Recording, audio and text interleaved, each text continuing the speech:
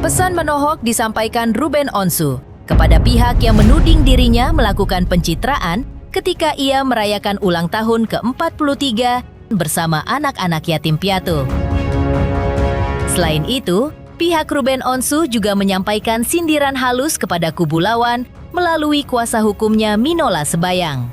Dugaan sindiran halus nan pedas itu disampaikan ketika Minola Sebayang selaku kuasa hukum Ruben Onsu menjelaskan perbedaan orang yang taat hukum dan yang tidak taat hukum. Menariknya, dalam penjelasan Minola Sebayang tersebut, ia menyentil soal pihak yang menambahkan persyaratan ketika Ruben Onsu hendak bertemu anaknya pada momen yang hanya terjadi setahun sekali. Lantas, apa dasar gagasan Minola Sebayang yang menilai bahwa pihak yang menambahkan sendiri persyaratan yang tidak tertuang dalam kesepakatan sebelumnya dinilai sebagai pihak yang melanggar hukum? Lantas, siapa sebenarnya yang diduga disindir pihak Ruben Onsu kali ini? Seperti apa pula saran pihak Komisi Perlindungan Anak Indonesia KPAI terkait prahara Ruben Onsu versus Sarwenda?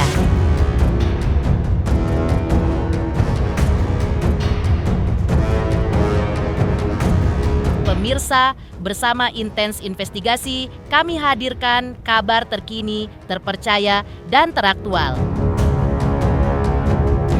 Tetapi sebelumnya, jangan lupa untuk like, subscribe, dan juga share channel YouTube ini.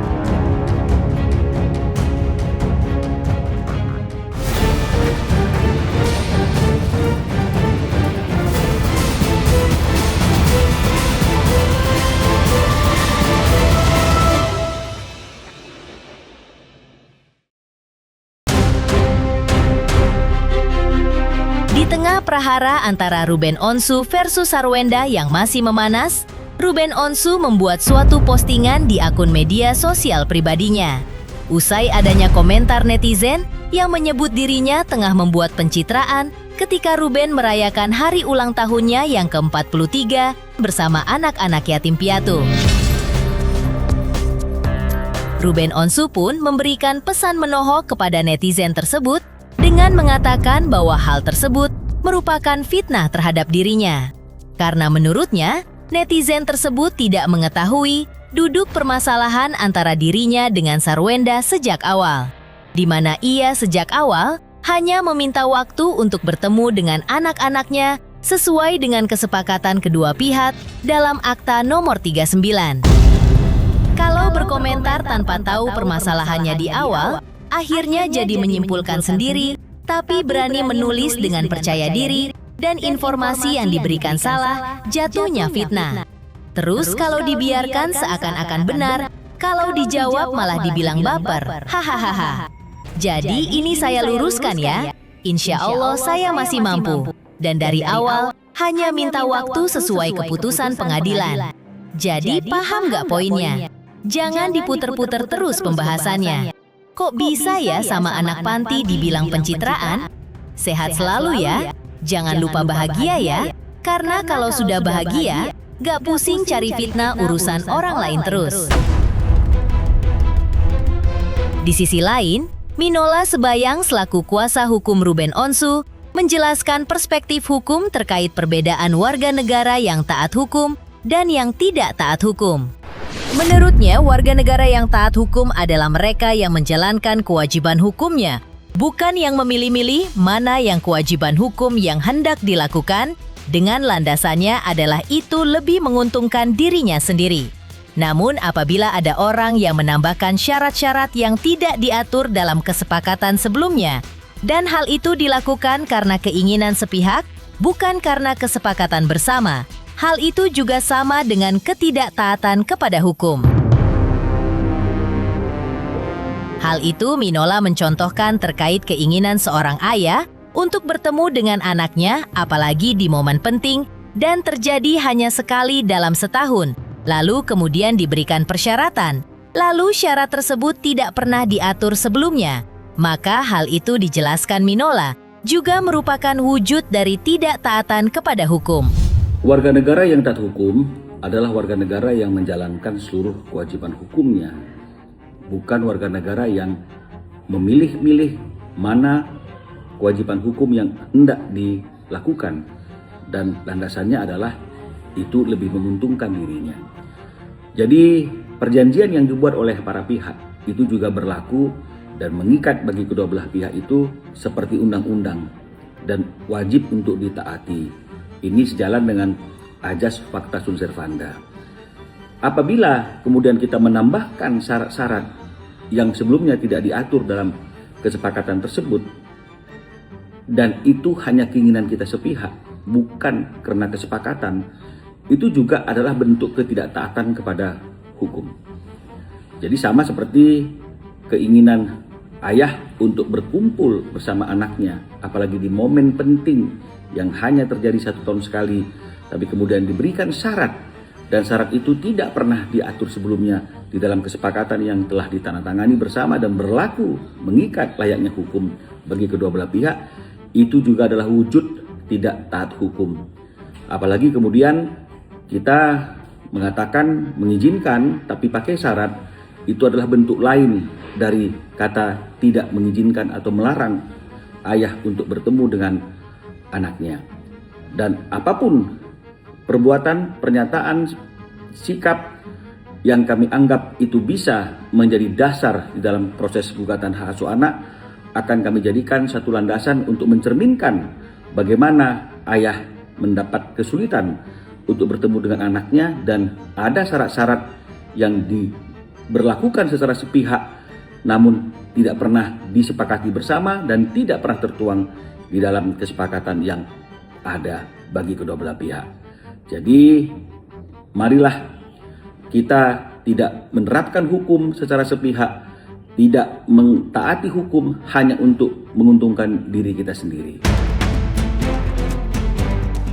Sebelumnya, di tengah prahara hak asuh anak Ruben Onsu versus Sarwenda yang belum juga menemukan titik terang, kubu Ruben Onsu kembali mempertegas desakan mereka agar diberikan penjelasan serta perincian detail mengenai aliran dana yang selama ini digelontorkan untuk keperluan nafkah buah hati mereka. Melalui kuasa hukumnya Minola Sebayang, pihak Ruben Onsu menegaskan bahwa pemenuhan kebutuhan dan pemeliharaan anak bukanlah kewajiban yang dibebankan kepada salah satu pihak, misalnya kepada ayah saja, melainkan juga menjadi beban sang ibu. Minola Sebayang bahkan secara menohok berargumen bahwa jika peran seorang ibu di rumah hanya sekedar menemani, tugas tersebut tentu juga bisa dikerjakan oleh seorang baby sister. Sebenarnya kan ini dari awal kan sudah diminta ya, dalam ruang tertutup juga udah dimintakan itu. Artinya berapa sih sebenarnya real pengeluaran anak-anak ini? Karena kan pengeluarannya kan sangat fluktuasi. Sementara kan yang menjadi tanggung jawab itu kan baik secara hukum ya maupun kalau kita lihat dalam Akta 39 kan pemeliharaan dan pendidikan gitu misalnya. Jadi kan bukan semua item. Karena kalau kita merujuk kepada pasal 45 Undang-Undang Perkawinan kan tetap yang memiliki tanggung jawab terhadap anak itu kan adalah ayah dan ibu gitu loh maksudnya. Ya, ada sih kewajiban ayahnya, tapi kan bukan berarti ibunya juga nggak memiliki kewajiban. Kan ibunya. Masa nggak ada kewajiban gitu artinya? Masa hanya menemani saja?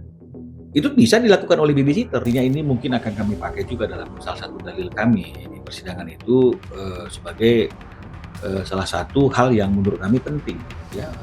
Yang menurut kami penting dan itu sesuatu hal yang nggak bisa dibantah ya karena ini kan memang sifatnya subjektivitas ya pentingnya itu kan subjektivitas mungkin bagi sebagian orang yang merasa tidak ingin mempertanggungjawabkannya itu nggak penting bagi orang-orang yang pendukung merasa itu tidak perlu dipertanggungjawabkan itu nggak penting tapi itu ungkit-ungkit ini bagi kami ini sesuatu yang penting. Kenapa penting? Karena ini untuk menunjukkan untuk mengukur amanah nggak orang yang diberikan amanah ini dalam bukan hanya mengasuh anak, tapi dalam hal mengelola keuangan yang diperuntukkan untuk anak. Ya, kalau nggak bisa dipertanggungjawabkan, berarti kan nggak amanah. Coba tanya orang-orang yang paham apa itu arti kata amanah. Nah, karena kalau kita bicara dengan orang yang nggak ngerti kata amanah, dia nggak tahu bagaimana untuk bertanggung jawab atas amanah yang dipercayakan kepadanya. Sebelumnya, Minola Sebayang juga menilai wajar jika kliennya Ruben Onsu meminta perincian dana untuk anak-anak. Hal itu ia lakukan karena selama ini penggunaannya untuk anak-anak diduga selalu berubah-ubah dan tidak pernah fix. Sehingga menurutnya, jika Ruben Onsu meminta perincian kebutuhan anak, maka tentu saja menurutnya hal itu sangatlah wajar. Sayangnya di balik niatan Ruben Onsu untuk meminta pertanggungjawaban rincian terkait nafkah anak tersebut, pihak Ruben Onsu menyayangkan adanya dugaan framing atau penggiringan opini publik yang seolah-olah sengaja dilakukan dan ditujukan untuk Ruben Onsu dengan tudingan diduga Ruben menelantarkan anak dan tidak memberikan nafkah kepada anak-anaknya. Selain itu, Minola Sebayang juga melontarkan pertanyaan yang sangat menohok, yaitu manakah yang jauh lebih sulit, memberikan rincian pertanggungjawaban penggunaan uang, ataukah membanting tulang mencari uang untuk menafkahi anak-anak setiap bulannya. Oleh karena perinciannya itu selama ini tidak pernah fix, ya, dan berubah-ubah, wajar dong kalau misalnya Ruben bilang, mana nih perinciannya, ya. Terus kemudian masalah pemakaian kartu kredit gitu misalnya, yang ditagihkan ini setengah dari yang dipakai untuk anak-anak, kan untuk anak-anak lagi nih. Yuk, apa saja pemakaiannya biar kita tahu. Nah, ini kan satu hal yang wajar. Tapi kan tidak pernah diberikan sampai hari ini. Padahal kalau misalnya setelah ditagihkan kemudian dikasih perinciannya misalnya atau bill-nya itu kan mungkin akan lebih mudah ya. Nah, kalau sekarang mungkin akan menjadi mungkin lebih susah begitu ya, kan begitu, untuk menyampaikan hal itu mungkin saja ya, mungkin juga ada disimpan ya. Jadi ini kan penting untuk menanyakan hal itu. Biar kita tahu berapa sih kosan anak ini, sehingga akhirnya tidak perlu lagi sistem WA nagih, kita sudah bisa berikan. Oh, ternyata yang anak-anak real itu segini, udah. Ini kan kita kan nggak pernah tahu. Yang tahu cuma pokok 75, itu pun kan dari chatnya dia, bukan dari kesepakatan, bukan dari putusan. Udah pernah juga dicoba bayarnya 75 satu bulan, nggak juga bener gitu loh. Jadi yang benernya berapa? Kita nunggu-nunggu ini, nggak ada lagi permintaan, nggak ada lagi pertanggungjawaban. Apakah menghindari pertanggungjawaban, nggak ada permintaan, tapi framingnya adalah kami sudah tidak diberi nafkah. Nah, ini yang maksud saya itu, janganlah seperti itu. Wajar kan? Ya, kita aja sama anak kita perlu pertanggungjawaban setiap uang yang dia keluarkan, karena kan cari uang itu kan nggak gampang. Betul ya? Hanya sebagian orang saja yang mencari uang itu gampang, 30 menit 200 juta. Tapi bagi sebagian orang, bahkan banyak orang, itu uang besar loh. Ya, dan carinya susah loh, apalagi zaman-zaman seperti hari ini gitu loh. Jadi janganlah kita mengecilkan arti jerih payah orang yang tetap ingin komitmen untuk melakukan tanggung jawabnya, hanya dimintai pertanggungjawaban saja kok susah banget sih. Mana sih yang lebih susah, cari uangnya atau mempertanggungjawabkan pengeluarannya kita? Kan sebenarnya kan lebih susah cari duitnya gitu loh. Tapi hari ini nggak pernah disampaikan gitu loh. Setidak-tidaknya ya tunjukkanlah, ya kan. Kalau misalnya nggak mau ke media, ya tunjukkanlah, atau nggak mau ke publikasi di ruang publik, misalnya tunjukkanlah, kirim surat lah misalnya ke Ruben langsung atau ke kuasa hukumnya, ini perinciannya dari tahun 2024 misalnya kan, 2025 kan begitu ya. Setahun ini ya, kartu kredit ini, tagihan totalnya ini, pemakainya ini, kan sebenarnya kan ada datanya pasti.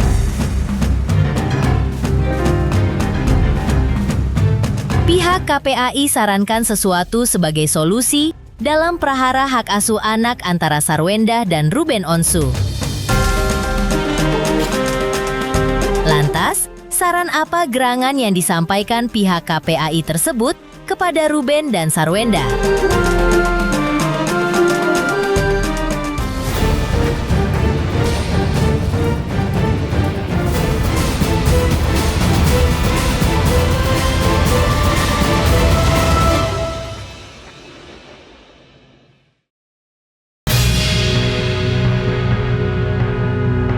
Terkait prahara hak asuh anak antara Ruben Onsu versus Sarwenda yang hingga saat ini masih bergulir memanas di Pengadilan Negeri Jakarta Selatan, mendapat sorotan dari Lembaga Komisi Perlindungan Anak Indonesia atau KPAI. Pihak KPAI dalam pernyataan yang disampaikan melalui wakil ketuanya, yaitu Jasra Putra, mengatakan bahwa pihaknya sangat menyayangkan apa yang terjadi pada prahara Ruben dan Sarwenda terkait hak asuh anak, karena tidak bisa diselesaikan secara kekeluargaan, malah justru melebar kemana-mana. di mana efek buruknya dari melebarnya prahara kedua orang tua ini adalah anak-anak ikut terekspos, yang mana sebetulnya hal tersebut merupakan ranah privat. Ini kesekian kalinya ya, tentu kami sangat menyayangkan ya konflik dampak perceraian ini ternyata tidak bisa diselesaikan secara kekeluargaan gitu ya, dan bahkan melebar kemana-mana, dan bahkan anak pun ya ikut terekspos dari situasi di mana sebetulnya ini adalah ranah privat ya, ranah keluarga gitu ya. Tapi lagi-lagi nampaknya sampai detik ini kan belum ada penyelesaian gitu ya. Nah, kami tentu berharap sebetulnya karena kami mendengar juga sedang berlangsung mediasi di pengadilan, kami jalan itu bisa ditempuh sebetulnya, salah satu langkah jangka pendek untuk memastikan penyelesaian isu pengasuhannya gitu ya. Karena bagaimanapun juga yang muncul hari ini adalah pertengkaran kedua belah pihak, baik Mas R maupun Mbak S ya. Dan ini tentu tidak elok ya bagi contoh-contoh keluarga Indonesia, bagi perlindungan anak kita, dan termasuk juga bagi Ananda yang butuh pengasuhan ya, baik dari bapak maupun dari ibunya. Selain itu, Jasra Putra mengungkap bahwa sebelumnya baik Sarwenda maupun Ruben Onsu sempat menyambangi kantor Komisi Perlindungan Anak Indonesia atau KPAI secara terpisah. Langkah tersebut diambil untuk berkonsultasi mengenai dinamika hak asuh anak dan tumbuh kembang anak-anak mereka di tengah prahara hak asuh anak yang kini memanas. Dalam pertemuan tersebut, KPAI mengungkapkan telah menawarkan 2 solusi konkret untuk meredakan dampak konflik terhadap anak.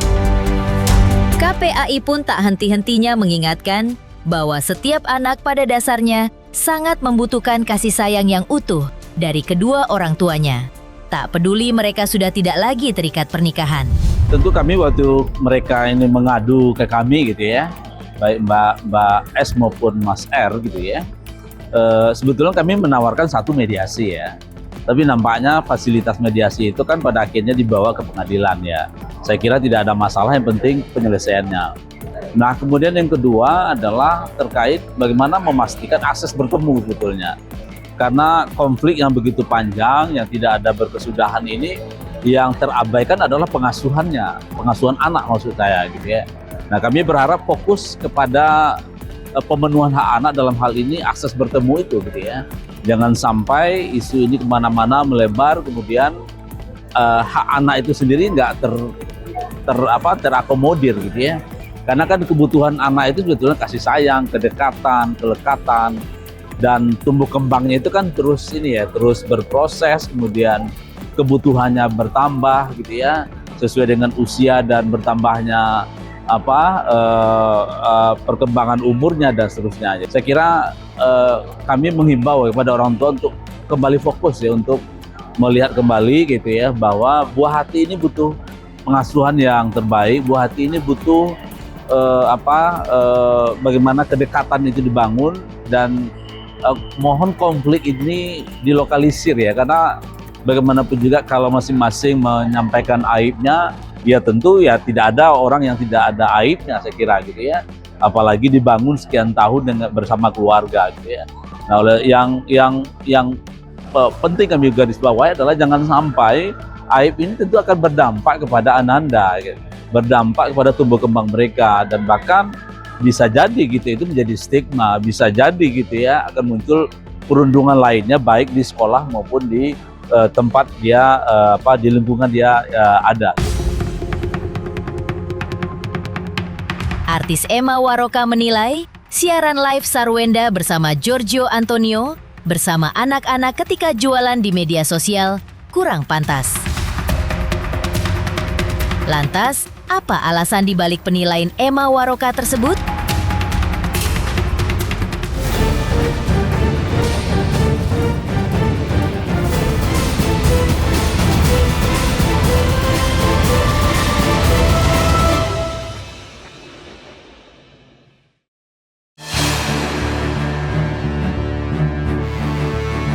Sebelum proses sidang cerai yang belakangan ini dijalani Ruben Onsu dan Sarwenda, Di Pengadilan Negeri Jakarta Selatan, artis Emma Waroka telah menyoroti terkait potongan video live Sarwenda dan Gio yang melibatkan anak-anak Sarwenda dan Ruben. Menurut dugaan Emma Waroka, hal itu kurang pantas untuk dipertontonkan di depan publik. Apalagi anak-anak tersebut adalah buah cinta mantan pasangan Sarwenda dan Ruben Onsu. Di mana menurut dugaan Emma Waroka, kata-kata yang diungkapkan saat siaran live memang terdengar kurang pantas untuk diucapkan dekat dengan anak-anak. Mengingat hal itu akan menjadi jejak digital di kemudian hari. Dan banyaknya tuduhan kepada Ruben yang seolah-olah ia ayah yang tidak bertanggung jawab. Padahal ketika dibuka faktanya, tidaklah demikian. Menurut dugaan Emma Waroka, Ruben menghentikan uang bulanannya karena ia mengutamakan dulu haknya untuk bertemu dengan anak-anaknya sesuai kesepakatan saat perceraian terjadi, yaitu 2 atau 3 hari anak-anak bersama dirinya. Pertama nih aku mau nanggepinnya karena sebagai sesama juga yang jualan di TikTok, afiliator, itu kan kita ada acara live yang memang jualan. Itu aku lihat dia jualan live TikTok ya, bareng dengan si CEO itu. Dibilangnya CEO ya. Jadi menurut Mamski itu nggak pantas gitu loh, nggak pantas, bukannya kurang pantas tapi udah nggak pantas. Pertama itu adalah anaknya Ruben Onsu. Di mana ini dilibatkan dalam suatu pekerjaan, sedang live, sedang kebuka semua itu siaran yang bisa diakses oleh banyak orang, dan ini seorang anak kecil gitu loh. Dan juga live-nya live pekerjaan, anak kecil itu dengan disuruh mijet kaki, injek-injek kaki di tempat tidur yang kayak gitu tuh nggak pantas banget. Sangat disayangkan kecerobohan dari seorang ibu ya yang harusnya melindungi anaknya, menjaga tetap profesional sebagai seorang konten kreator, afiliator gitu ya, dengan tidak melibatkan anak-anak untuk masuk ke dalam live jualan kita gitu. Dan untuk yang laki-laki juga, selama masih belum menjadi seorang suami atau bapak sambung, bisalah bersikap gitu, lebih elegan dan lebih menghormati, menghargai bapak dari anak-anak tersebut. Apalagi ini Mamski dengar, nggak tahu benar apa enggak, tolong klarifikasi kalau salah, itu ada di rumahnya dari Ruben Onsu. Udah bertambah-tambah lagi gitu, nggak pantasnya. Akibat mungkin ya dari lingkungan. Mamski lihat nih ya, dari cara bicaranya juga, ya mohon maaf ya, kata-katanya kurang pantas gitu ya diucapkan untuk di acara live ya kan, didengar banyak orang, bisa jadi jejak digital. Terus begitu banyaknya tuduhan-tuduhan juga ke Ruben gitu ya, seperti kayak seolah-olah nih nggak bertanggung jawab. Padahal begitu dibuka faktanya, dikasih lihat bukti-bukti transferannya, sangat-sangat bertanggung jawab atas apa yang sudah disepakati bersama gitu loh. Ya itu kan diduga memang pengacaranya kan udah mencoba buat membersihkan istilahnya ya. Tapi kan gini loh, mohon maaf ya Pak pengacara ya, sama seperti pengacaranya Ruben juga mengatakan, ini kan sebelum bahasa itu ada kata-kata 200 juta toh, yang mana itu kan yang menjadi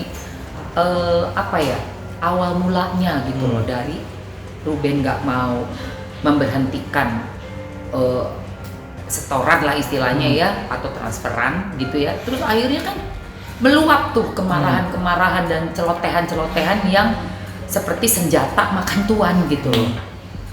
Makanya ini sangat disayangkan, kembali lagi, orang yang sudah dewasa, sudah menjadi seorang ibu dengan punya anak, harusnya bisa juga seorang profesional yang bekerja di acara live gitu ya, sebagai afiliator, harusnya bisa menahan emosinya, memilah-milih kata-kata apa yang pantas diucapkan, terutama untuk seorang mantan yang bapaknya anak-anak, yang sebenarnya udah berapa tahun Mamski denger ya, dari pengacaranya Ruben, sejak perceraian pun masih memberikan support secara finansial, tinggal reimburse. Ada yang nilainya sempat tuh tadi pagi Mamski kasih lihat putih di jejak digitalnya ya, wawancaranya pengacaranya Ruben.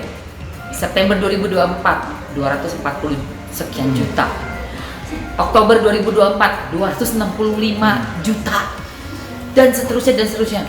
Makanya fakta-fakta ini kan yang dilihat oleh masyarakat ini sudah keterlaluan dari mantan istri gitu loh. Dan ini nggak bisa didiamin, nggak bisa dicuekin gitu kayak nggak tahu apa, nggak bodo amat, nggak bisa. Ini kasihan Ruben gitu, kasihan nih bapaknya anak-anak dan juga lebih kasihan juga anak-anaknya.